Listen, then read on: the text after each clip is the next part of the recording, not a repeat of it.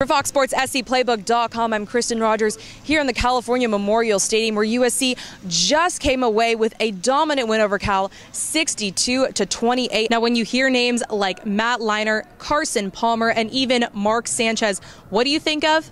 Great USC quarterbacks. On Thursday, you guys actually practiced at your high school, Bishop Gorman. What does it mean to come to your hometown and play like you guys played today? Man, it was extremely comfortable for me. I'm Kristen Rodgers here at the LA Coliseum, where USC just upset Stanford 20-17. I'm here with USC offensive lineman Chad Wheeler. Chad, how's the energy for you guys right now? You obviously seem to be excelling at the position as well. I mean, you actually led in solo tackles today. Did you know that? No, I didn't know that, but that's great. You keep saying that there are still things that need to be improved upon. What are these specifics? Turnovers. You were on the sidelines for the game, but the sideline seemed like the place to be, exploding with energy over there. How was it? Well, shutout's obviously a good way to start off #1 seed going into the rest of this division. You guys are two-time champions. I mean, take me through what your expectations are for the rest of the season. It was a complete night-day team over here, and it all started with the fans. Last week, USC left to a jeering crowd. This week, they left to a cheering crowd. Lights, camera, curl. The Olympics may be over, but the show is still going on at the Hollywood Curling Club. It was a bunch of really passionate people who wanted to give it a try and who tried it somewhere else and thought, no, we have to be doing this in LA. And in the city of movie icons, the sport needed a new set of stars. You gotta have a cool Hollywood name, so it's Charlie's Angels, or what we're really thinking is the Bond Girls, because, you know, hey, what's cooler than a Bond Girls? They may look like just an ordinary group of girls, but in reality, they are the driving force for bringing this unique Olympic sport to Southern California. In fact, Hollywood Curling had record high attendance at its Learn to Curl events this February. Every Olympics, it's a huge burst. Every Olympics that comes around, it's just even more and more interest.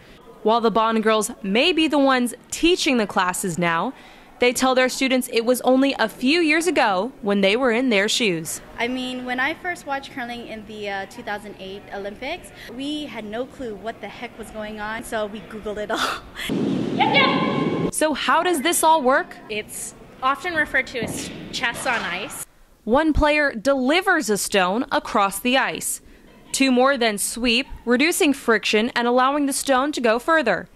Finally, the skip directs the action, with the end goal of getting the stone into the house. Now, these aren't just any old rocks. These curling stones have some very unique specifications. Solid granite, 42 pounds, and they're only made in one place in the world, Scotland, which may be why the Scottish historically do very well in this sport.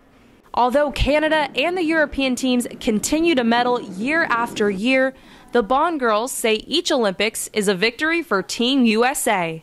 I think it might have been in the 2006 Olympics. They were having a bit of a snow issue in one of the other sports, so they couldn't show it, so they decided to show curling. And people started watching it, and they said, what is this sport? And so people are starting to get really enthusiastic about it in the States, and it's pretty exciting.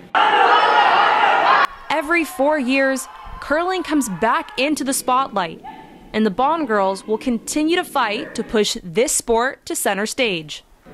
Kristen Rodgers, ATVN.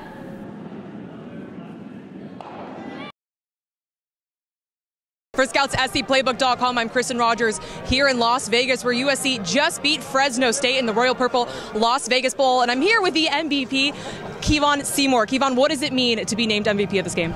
For SC Playbook, I'm Kristen Rodgers here at the LA Coliseum, where USC just defeated Arizona 38-31. And the key message from today's game, never underestimate the power of a cookie. Well, it seems like the taste in the mouth today was cookies and Roscoe's Chicken and Waffles. I mean, did that affect you guys at all today? It seems like a bit of a comfortable win tonight. You guys won by 12, 13 points. I mean, have you guys found your rhythm yet on the court? Enough about next week. Let's focus on this week, and more importantly, today. It was a very up-tempo game from USC. Right off the bat, 21-0 in the first quarter. You actually had the second touchdown. Can you take me through that? Okay, well, let's look at you specifically as a player. I mean, you led this team last year in scoring against Pac-12 opponents. What are you working on this year? For Fox Sports SCPlaybook.com, I'm Kristen Rodgers at the LA Coliseum, and here in Hollywood, a better script could not have been written. An unranked USC team came into the Coliseum tonight, took on the #5 team in the country, Stanford, and upset them 20-17. For SC Playbook, I'm Kristen Rodgers here at the LA Coliseum, where the Trojans just wrapped up a rather uneventful 17-14 win over Utah State. Now, coming into the game, USC knew they were going to have a big challenge against dual threat quarterback Chucky Keaton for the Aggies, but they were able to hold him and the rest of the Utah State offense to just 285 yards.